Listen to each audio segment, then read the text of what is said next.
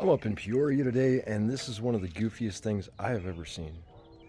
So on these older homes, I'm always looking for soffit ventilation underneath the soffit and the eave here, which would be little holes with a little bit of screen in there to let air up in there, and then it could come out the gable vents on the side. But on this patio, see there's no holes over here. There's no holes in the soffit.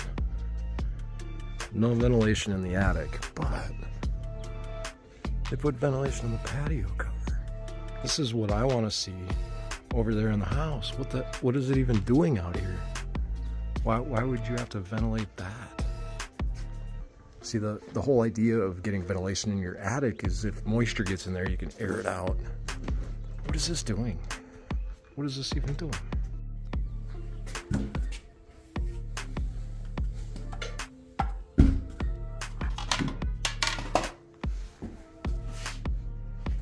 Come on now.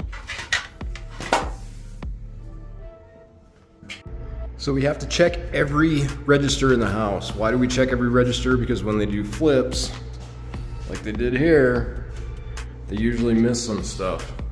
So when I'm shooting this with a thermal, I'm getting 70 degrees, which I'm pumping out in the 50s right now. So I shouldn't be getting 70 degrees unless this duct was disconnected up in the attic, which we all know it is at this point. So let's get up there and see if we can't find what the problem is. So the warm spots are where we are missing insulation. Those verticals are always a problem. We usually get it in more than one room whenever there's a vertical area in the attic that needs some insulation. That insulation usually falls down and we get warm spots. Like that shouldn't be quite so warm right there. You can see those rectangles coming down. It's likely bad insulation that's fallen down, and now we're not insulated the house properly. How much do we think this guy is really doing anything?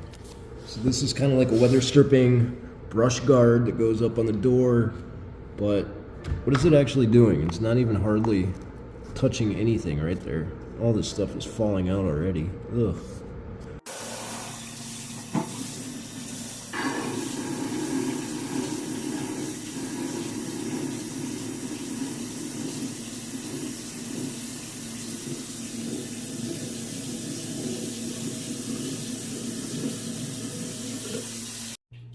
When we're inspecting a flipped home, there's always these little idiosyncrasies that do not line up. So they're usually taking doors off, replacing door hardware, and they're not very good at putting door hardware back on. So you can see that this little latch plate here doesn't even fit the hole. So they didn't scribe out that hole big enough for this to fit.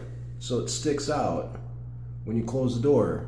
That's not my biggest concern. When you close it, it latches fine, so they don't care about it latching. It looks good, but you can see right through the damn door. Is that really what you want while you're sitting down on the throne?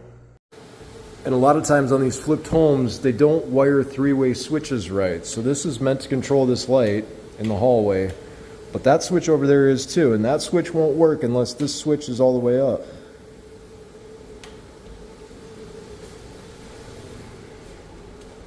So now this one is down, up, down, won't work because that switch isn't in the correct position. So this is a miswired three-way. And yet always look at a flipper sink because they never take the stuff out of the overflow. It's always plugged with some tissue paper. So if you start running your sink a couple months after you buy the house and you don't realize that's plugged, you think you have protection, but you don't. How do you guys feel about this one? You got a backsplash back there, but no backsplash over here. But hey, this electrical outlet, that'll stop the water from damaging the wall. Safety first. Give the fan a shot.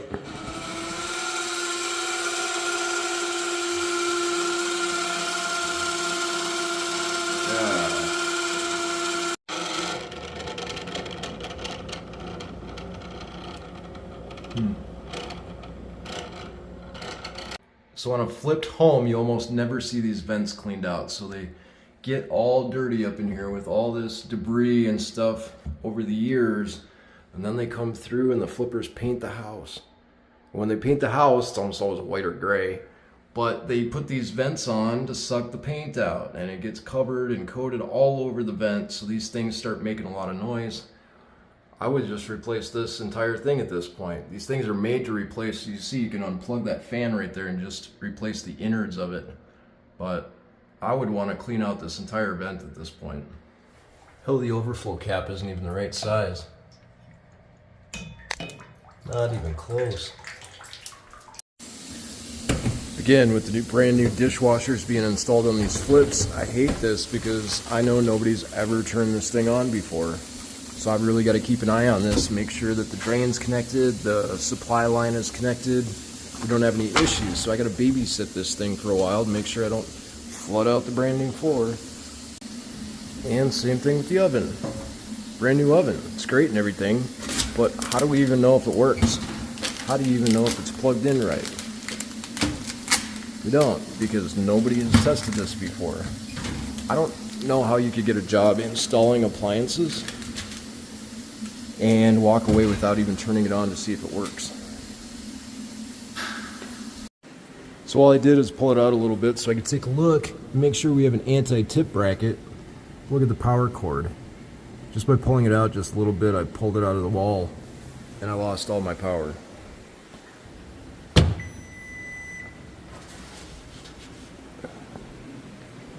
Now we got power again. And we test all the burners, we test the oven, make sure everything fires up. I always look inside these cabinets looking for the proper shoulder-headed bolt or screw, whatever you want to call it, making sure that they have enough real estate to grab onto this back wall and pull it back to the back wall. So that looks like a good screw there, but looks like we just missed the shoulder part, probably the most important part on a cabinet head screw on this one. And the one up there. I mean, you were doing it so good over there. Why'd you skip this part? And another thing, they want to be fancy sometimes, so they remodel a new home or an old home, and they give you a nice new refrigerator with a water dispenser, right? So it's great that they have a water dispenser, because that's what we do in 2025. We have water in our fridges. I can't test this ice maker because it's a brand new, judging by the dirt on it, slightly used refrigerator. So these homes were never built to have water at the fridge. So we don't even have a water hookup back here to hook it to. So if you're touring this home and you're like, oh, good, it's got a water dispenser on the refrigerator. If you're not checking it, you're gonna get burned. Boy, that looks orange, but it doesn't look like hot water to me. 62 degrees. That's the hot water on this shower. There is none. You gotta check your shower pans, because they hardly ever get the slope correct to go down the drain. Now we've got water basically directed towards the drain, but I've got a lot of standing water left in several places on this shower floor that isn't making its way to the drain. So whatever soap, scum, hair, whatever you got drops on here, it's not gonna have enough flow to carry it towards the drain. So this just means you're gonna have a dirtier shower, you're gonna have more calcium deposits in your grout, everything's gonna get a lot dirtier just because it doesn't drain effectively. The front main entry door is usually the first door that I notice problems with. So we check the strike plates. See, that doesn't line up either. This one is a curved, but it calls for a rectangle. Straight edge, straight corner. And then you look at the strike plates over here. This was not made for a deadbolt. This is just some strike plate off another door. This one actually works, but when you close this door, it's got a nice weather stripping here.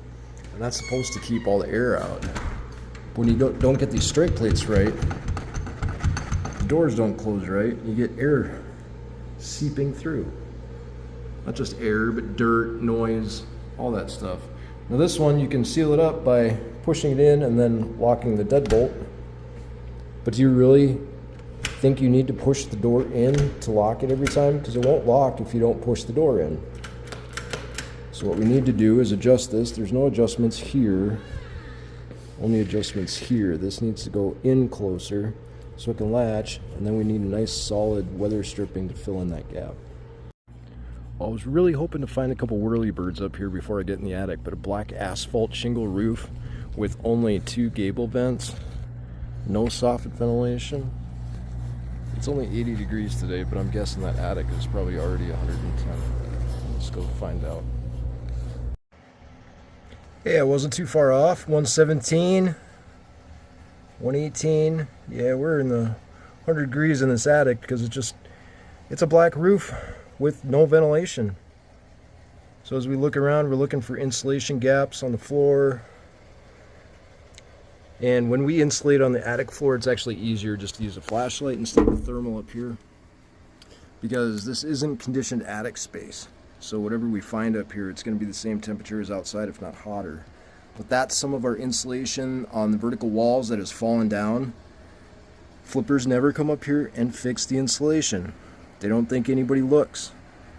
I don't know, it's one of the most common call-outs for me on a flipped house is insulation on vertical surfaces that's missing. You see that big bare spot over there, right? That's missing insulation. That's in the living room. So I don't necessarily have to walk the attic to find missing insulation. I just have to use a thermal camera on a good day and we'll find it. But they moved things around down in the laundry room, so they put the dryer vent out that back wall back there, and they abandoned the old dryer vent right here, so that's obsolete now. This duct work going into the laundry room is just very mediocre.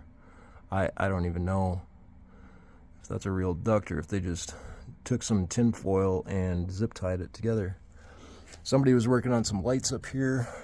Got a bare spot on the ceiling where they cut some sheetrock and tried to put it back together, patch it. And I don't know what the hell this dryer duct is doing. I don't even know if that's a real dryer duct or if that's just tin foil. And another thing with an improperly ventilated attic is we're usually going to find that black stuff in there, right?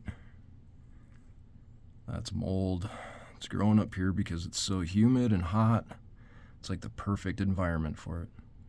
So if it's 80 degrees outside and it's already 110 degrees up in the attic, just imagine what it's going to be like up there on a 110 degree day or even a 120 degree day. It's going to be like 160, 170 degrees up there, and you have bad insulation. It's a recipe for a disaster. You're going to have black spots all over your ceiling from what we call ghosting, is when condensation builds up on your ceiling because the inside is so cold but the attic is so hot. You got like a 100-degree temperature difference. So condensation, just like you take a cold pop out on a humid day, it's going to sweat. Same thing's going to happen to your ceiling, and then all the dirt in the air is going to collect in that area and you're going to have black spots. And you're going to pay a lot more for air conditioning. Now I came up the other attic hatch on the other side of the attic, and we have another gable vent over here. So we have one on each side. And what I would like to see is some soffit vents put in. You know, the circle ones that we have on the patio, they should actually be mounted right there in the soffit. So I can feel the cool air coming in from the gable vent. Now if we had soffit vents down there, the cool air would make its way up here and help push the warm air. Hot air rises, right? So the cool air would come in and push it out the gable vents instead of the other way around. I mean, just look how the front door lines up against the jamb there. Look at how tight that is at the top and bottom, and then how wide it is right in the middle. That jamb is just bent up. So I really don't like on these older houses when they do a flip and they bring in a bunch of rock and they push it right up to the house, covering the foundation wall, so we don't know what the foundation looks like. That's really sketchy, and you need to keep your eye out for this. When they dump a bunch of rock out here and they bring the level all the way up to the wood siding, that's a problem because I can't see the foundation. You see, I was pulling some of this rock away right here and some of the foundation just fell off.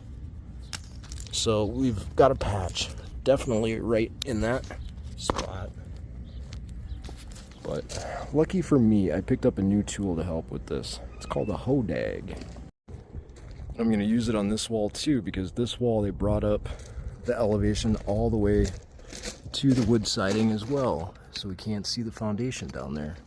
So Duluth Trading Company, oh I hate you so, but you gave me this good tool.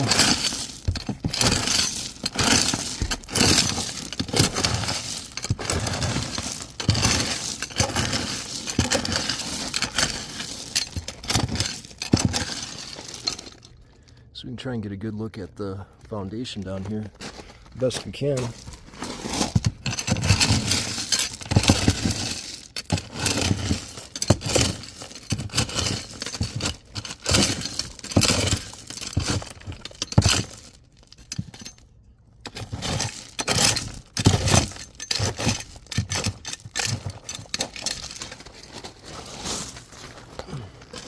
So this is the wall I'm looking at, trying to find termites or cracks or breaks.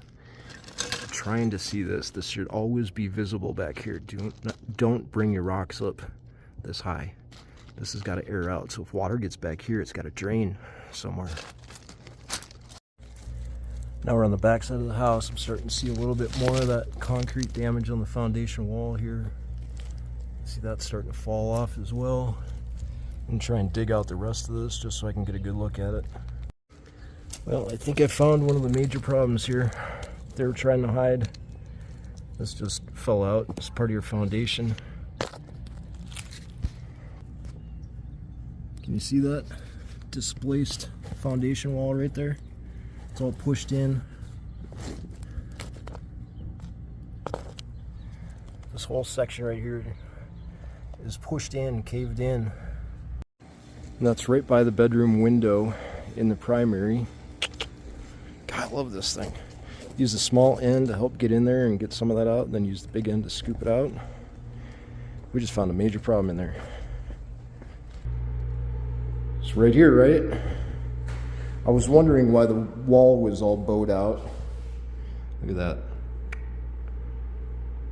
So you can see the foundation wall has moved in. We got some issues there now. That's a major problem. I mean, if you don't want to lose stability in this wall and have problems with this wall falling out, you'll get that foundation fixed. And you'll have a professional do it. And it's not going to be cheap. Here's another thing I want to tell you about flipped homes. They put in these nice fancy smoke detectors. They hardly ever put in CO detectors because a lot of these old houses have reverted to just electricity and they don't think it's necessary. But when you have an attached garage, where you could potentially leak some CO through that garage door, you need a carbon monoxide detector to protect the rest of your house. Just so you're not sleeping and somebody leaves a car running in there and all the CO comes back here to the bedrooms and takes you out while you're sleeping. Nobody wants to see that. Now another good upgrade you could do, when this house was built, they never put smoke detectors in the bedrooms. None of the bedrooms have any type of smoke detectors. So if you want to be smart, if you want to be safe, especially if you're making this a rental at any point in time, you get some smoke detectors in here. Look at all that debris in that register. Oh yeah, and there's no filter in here. It goes straight up into the AC unit. There's no filter built onto it. But nice brand new windows. They do slide like butter. There's always going to be ups and downs with these houses. Smoke detector. You'll see they left the foundation good on this side, so they weren't trying to hide anything on the south side of this house. So they left the rock down so you could see the foundation. This is what I want to see around the entire property. That way we can see termites. That way I can see if you have foundation problems. When you bury it like you did in the backyard, that's shady. Back wall here has got a couple step cracks, only visible on the outside. Not really visible on the inside though. Minor step cracking from a little bit of settlement. So I finally got all this cleared out, and yeah, this is the major problem right by the window.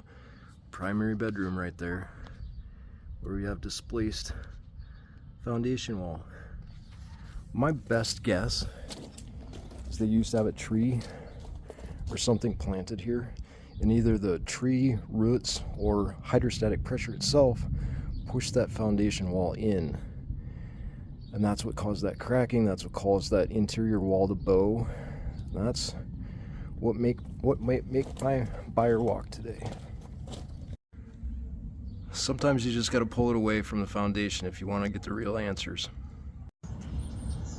You can see how this other house to the back has drain openings, but we stuck with this wall and we eliminated all the drains. So now the backyard has nowhere for that moisture to go to. That air conditioner up on the roof is getting a little bit noisy. It's got some date to it. First time home buyer up here in Peoria. Really happy for the guy. I think he's got a lot to look forward to in this house. It's a pretty awesome house, but there's always a few things, especially on these flipped homes, that have to be looked at. But thanks for watching today, guys. See you next time. It's Home Inspector Dan with Property Inspections Plus.